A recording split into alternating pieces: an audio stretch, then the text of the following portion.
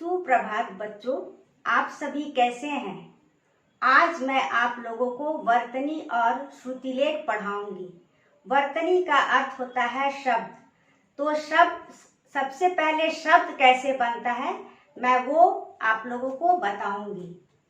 जोड़ कर लिखे, आ जोड़ ब अब, क जोड़ प कप। ये अब शब्द है और कप शब्द है। तो चलिए अब हम वर्तनी उच्चारण करना सीखेंगे। लेकिन वर्तनी उच्चारण से पहले हमें 3 बातों को ध्यान देना है। पहला है, मिस जो शब्द का उच्चारण कर रही है उसको अच्छी तरह से सुनना है। और दूसरा, सुने हुए शब्दों को अच्छी तरह से लिखना है। और तीसरा, जो आप शब्द को लिखे हैं उस शब्द को मिलाना है कि सही है या गलत। तो चलिए अब हम वर्तनी का उच्चारण करना सीखेंगे। वर्तनी, अब, आ ब अब, आज, आज, आज, आग, आ ग आग, आम, आम, आम, ईख, ईख, ईख, कप, का प कप, खत, खा त खत, गज, गज गज, खग, खग खग, घर, घर घर, चख, चख चख, छत, छत छत, जग, जग जग, जल, जल जल, डर, डर डर। एक बार और उच्चारण को अच्छी तरह से सुनिए।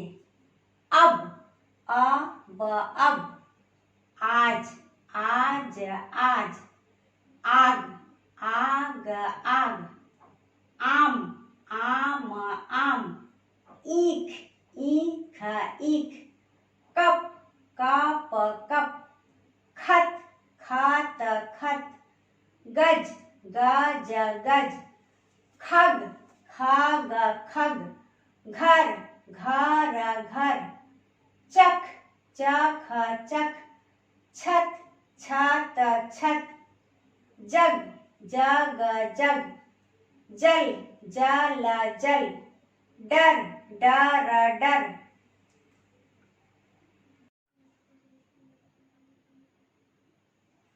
अब मैं आप लोगों को श्रुतिलेख का अभ्यास करना सिखाऊंगी। श्रुतिलेख का अभ्यास करने के पहले मैं आप लोगों को बताना चाहती हूँ कि श्रुतिलेख का मतलब क्या होता है। श्रुतिलेख का मतलब होता है सुनकर लिखना।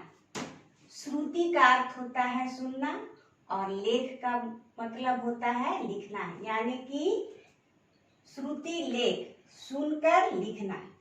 श्रुतिलेख लिखने के समय भी 3 बातों को ध्यान में रखना बहुत ही जरूरी है। पहला है कि वाक्यों को ध्यानपूर्वक सुनना, और दूसरा है वाक्यों को ध्यानपूर्वक लिखना, और तीसरा है लिखे हुए वाक्यों को आप लोगों को मिलाना है कि आप गलत लिखे हैं या सही। अब चलिए हम लोग श्रुतिलेख का उच्चारण करना सीखेंगे। श्रुतिलेख, लौ फल चक पूर्ण विराम, यश रथ पर चढ़ पूर्ण विराम, यह बस गई पूर्ण विराम, जय घर चल पूर्ण विराम, यह खत पढ़ पूर्ण विराम। यह हर वाक्य के बाद यह पूर्ण विराम का चिन्ह देना बहुत ही जरूरी है। पूर्ण विराम का चिन्ह का मतलब होता है कि यह एक वाक्य पूरा हो गया। अगर आप पूर्ण विराम का चिन्ह नहीं देते हैं तो नंबर कट जाएगा। एक बार फिर आप लोग ध्यान से श्रुतिलेख का उच्चारण को सुनिए। लौ फल चक पूर्ण विराम।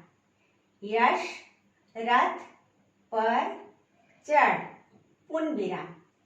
यह बस गई पूर्ण विराम।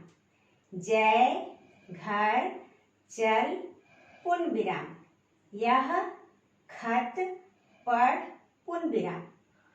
अब आप लोग मेरे साथ श्रुतिलेख का उच्चारण अच्छी तरह से करिए। लौ फल चक पूर्ण विराम। यश रथ पर चढ़ पूर्ण विराम। यह बस गई पूर्ण विराम। जय घर चल पूर्ण विराम। यह खत पढ़ पूर्ण विराम।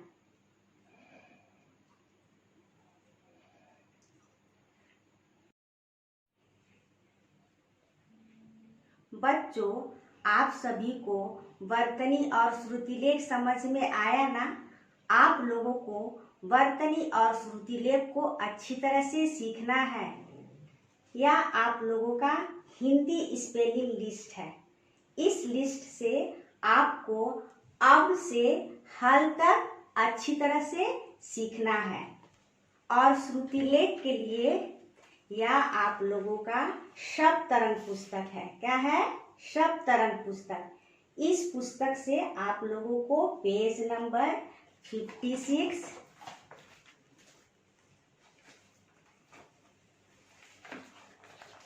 पेज नंबर 56 और पेज नंबर 60 को अच्छी तरह से पढ़ना है। धन्यवाद बच्चों।